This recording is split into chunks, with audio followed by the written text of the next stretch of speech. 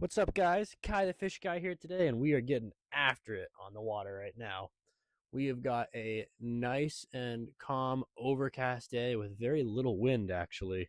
And on days like this, I really like to take advantage of the topwater fishing. So what we're going to be doing is we're going to be going out and we're going to be targeting bass and pickerel, but we are going to be throwing buzz baits, maybe a little bit of like a jitter mouse or something here or there, and mep spinners. And so what I'm going to be doing is I'm going to be working these whole shorelines as we go along. And the whole lake, for the most part, is pretty shallow. So what I'm going to be trying to do here is casting in between the lily pads that we got going on the left and the right, and dragging that buzzbait right along the top nice and slow. Key thing I got to do is while I'm doing this, I'm keeping my rod tip pointed up high, so we're keeping it just on the surface of the water and waiting for these bass and pickerel to come lunging out of the water for it.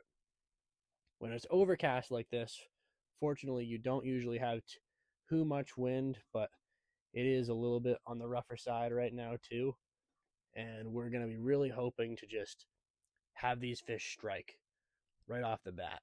I'm using white and silver for the spinnerbait and for the buzzbait because it just stands out the best. It gets a nice contrast. Any days that it's dark, I love using white lures because it stands out all the more to the fish.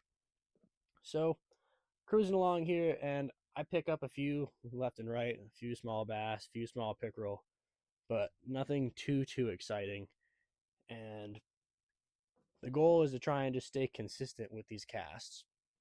If I'm using the spinnerbait, it's because the water is now switched, so it's a little bit deeper over here.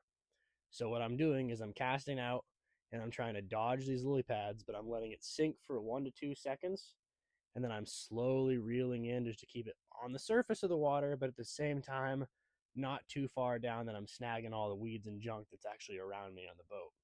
And I like to do this because when you do get into a little bit of this deeper water here, because the pond switches up so much, it can be 2 feet at one spot and it can be 5 feet in the other spot.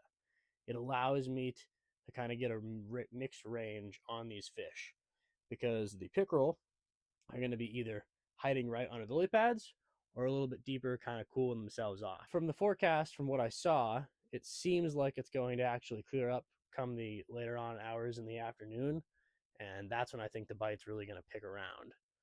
So all I'm trying to do right now is just get a little warm up going, get a few of these fish in the boat actually, and see what they're striking on. For the most part, overall, these fish have been hitting pretty consistently on both the spinnerbait and the buzzbait, but the buzzbait just does the job more because when it's nice and calm like this, that shattering noise that it makes, the buzz, it's clicking all along the top and it just drives the fish crazy. So even if they're not actually visually striking it, what's happening is they're just motion sensing this bait now. So they're lunging out of the water completely and just grabbing it just because they hear that rattle. And that's the whole thing we want. So let's get into these bigger fish. Nice little pickerel to start us off.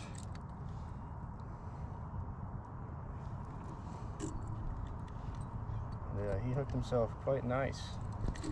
So, yeah, fun one to get off, but not a bad fish.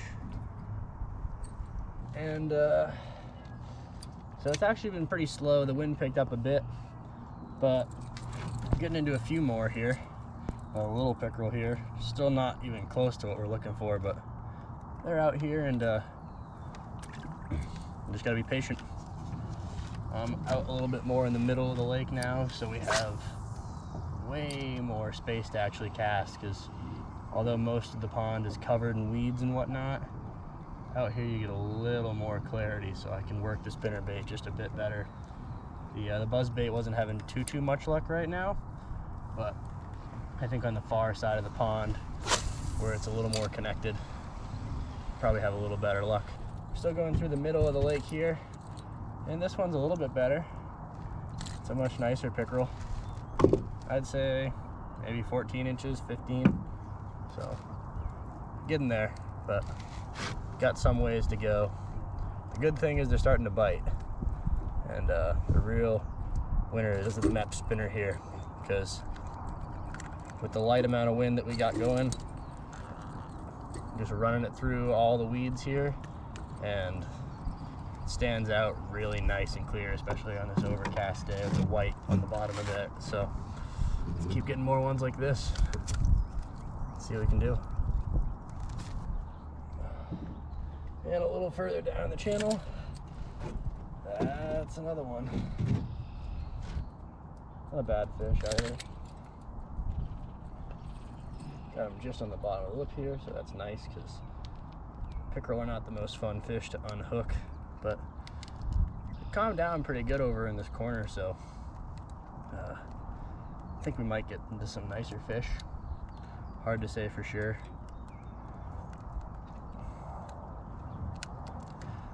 Fortunately with spinners you gotta get all 3 hooks out, but there's one of my specialties at this point.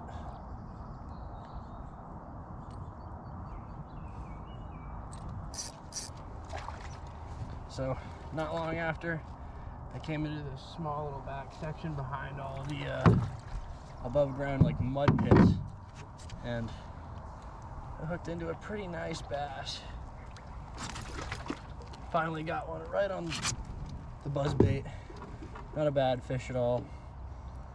Good pound. But hammered that right on the top of the water. Real cool. He's jumping all over the place. So not bad. We'll get bigger. And another nice largemouth, guys. Right in the topwater in the back here. Just saw 2 more pretty nice snapping turtles. Good 3 feet, and he was bedding right behind them, so cast it right over the top of the buzzbait. Whammy. Let's get more. The next day. So what happened here, guys, is unfortunately our mics gave out on the second day of filming, but as you can see, we finally got into these big ones. We came around the back of the channel here, and I hooked into this 20-inch pickerel along this small little stream we found in the back of the pond. I like to check out these streams like this because more often than not, when you do have a lot of wind going for you in the day, this holds a lot of the nice big fish. And so as you can see, it wasn't long after I hooked into another absolute monster. I was throwing the buzzbait right along the top and the sides here, and since it is spawning season, the water in the back here is also pretty shallow. I was just casting along the shoreline on each side, and boom, I hooked into another good fish. This is about a 20-inch largemouth, so it was just shy of the pin that I got the other day. Hammered it on the top water. As you guys could see there, that strike, he came fully out of the water. Along with that, I got another pickerel not long after again.